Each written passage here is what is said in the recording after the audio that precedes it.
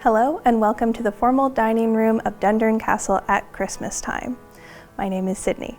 In the 1850s, this house was owned by Sir Allan Napier MacNab, a politician, lawyer, and businessman. MacNab was a very wealthy and powerful individual and threw lavish and extravagant celebrations in this room. The celebrations in this room required a lot of work done by the servants of this household. When we look around the dining room, we can see a lot of the product of their labor. Starting with the greenery all around the room was grown by the servants in the garden and then arranged and brought in the winter time. So those were fresh flowers grown throughout the summer and then dried to be enjoyed in the winter time. Today, the flowers still come from the kitchen garden and are now arranged by the Garden Club of Hamilton. On the table, we can see that MacNab owned a double set of gold-plated, hand-painted Amari dishes. He had 20 place settings and enough for 2 plates for each person. Now, the reason for that was because in this room they served à la Russe. That means that for each course, a new plate was brought out with pre-portioned food. That requires a lot of dishes when there's 20 people and up to 12 courses per dinner. That also means that they would have many servants working in the background, washing dishes constantly so that a new plate that was clean could be brought out for each course for each person. Around the plates, we have countless pieces of crystal and silver, which is a time-consuming process for polishing. In fact, our centerpiece can take over a day to polish alone. Next to the plates, we also have our napkins, which are pristine white linens. In this time period, it was very challenging to keep your linens nice and bright white.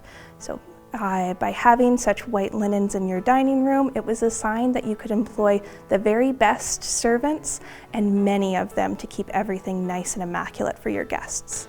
On the napkins is a little bread roll, which would bring your guests' attention to those napkins and highlight again how beautiful and white they are. Now that the dining room is all set for the party, the servants have a little bit of time to themselves to go eat in the basement servant hall downstairs. Hello, my name is Scott, and welcome to Dundurn's Servants' Hall. This is where the MacNabs' live-in servants would rest and have their meals. Now, though this is a much darker and smaller room than the formal dining room upstairs, this is still, by the standards of servants' quarters, a brightly lit and comfortable space, thanks to these massive windows and this very solid wooden floor.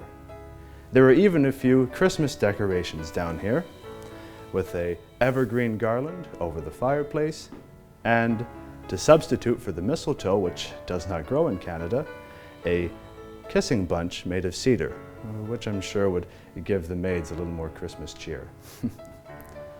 The servants' meal will be a much simpler affair as well.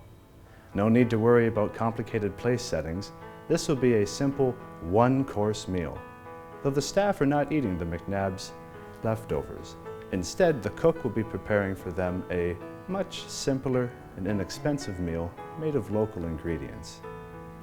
The dishware that the servants use is either too worn or too out of fashion for use upstairs. And of course, instead of silver and crystal, we have tin and pewter. And the drink of choice down here will be, as always, homemade beer. Christmas time was the single busiest point on the servants' calendar. The extensive preparations for the MacNab celebrations upstairs will give them no time at all for their own.